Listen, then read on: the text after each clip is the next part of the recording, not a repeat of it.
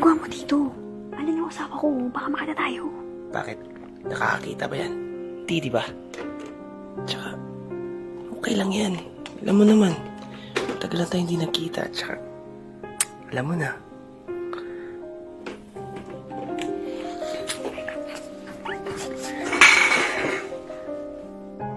Mahal? Mahal, okay ka lang ba dyan? Ano yung kumalabog? Okay lang ako, mahal. Magluluto kasi sana ako eh. Nasagi ko yung kaldero. Okay. Akala ko kasi kung ano na eh. Okay lang ako dito, mahal. Huwag mo akong intindihin. Storbo naman yung asawa mo.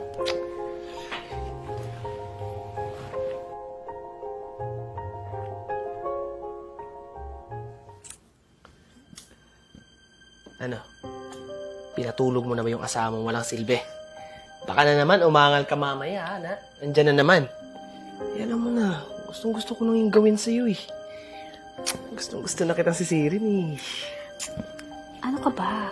Huwag mo nang isipin yun. Basta, gawin mo yung ginagawa mo sa akin. Alam mo naman yung gusto ko, di ba? Yung sinisisi mo ako. Mahal? May kasama ka ba dyan? Mahal, akala ko tulog ka na. At saka, nanonood ako ng movie sa cellphone eh, kaya akala mo may kasama ako. Ganun ba, mahal? Nagising ako kasi nauuhaw ako eh. Kukuha sana ako ng tubig. Kaya lang, wala ka sa tabi ko kaya hindi kita matawag. O sige, mahal. Ako na lang kukuha ng tubig mo. Balik ka na sa kwarto. Sige.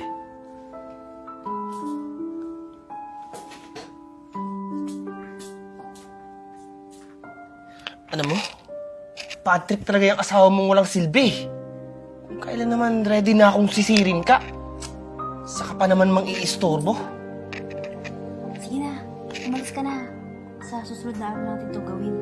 Bakit na?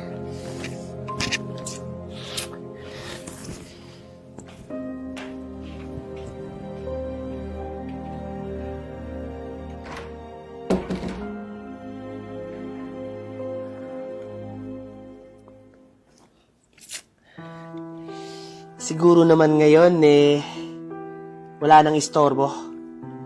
Para naman, magawa ko na yung dapat kong gawin. Oo naman. Sinigurado ko talaga na hindi i-eksena yung asawa ko. Asawa mong inutil.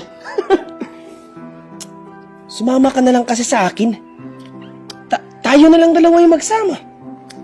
Kailangan ko muna makuha yung mana ng asawa ko. Bakit kasi ang tagal ibigay ng benang kung matapobre yung mana niya eh. Alam mo, wala nang ma-aksidente yun tsaka mabulag. Pinapakasamahan ko na lang dahil sa pera niya. Sa palagay mo, ba't ko pagtsatsagaan yun? Dahil lang sa mana niya. Kesha? Ano yung mga pinagsasabi mo? Ano yung mga narinig ko, ha? Sino kayong kasama mo? Sinasabi ko na nga ba eh. Pera lang ng anak ko ang habol mo. At ang kapal naman ang mukha mong mag-uwi pa ng kabit mo dito sa pamamahay ng anak ko. Ma, dumating na pala kayo, ba't hindi kayo nagsabi? Huwag mong ibahin ang usapan. Walang hiya kang babae ka. Nagpatira ang anak ko dito ng malandi at mukhang pera. Wala kang makukuha ng kayamanan sa anak ko kahit ni 5. At mag-impake ka na, magbalot-balot ka na at lumayas dito. O baka naman gusto mo pang tumawag kami ng pulis at pakalatid ko kayong dalawa ng kabit mo. Mga hayop kayo? Lumayas kayo dito sa bahay ko! Lumayas kayo kundi tatawag ako ng pulis! Ipapadampot ko kayo! Hayop ka, Kesha. Lahat ng luho mo binigay ko sa'yo! Tapos ganito gagawin mo sa akin, hayop ka! Lumayas ka dito! Layas! Alam mo, sabihin mo dyan sa asawa mong inutil. Sasama ka sa akin, di ba? Ako yung pipiliin mo, di ba? Lumayas ka dito! Lumayas ka, Kesha! Layas!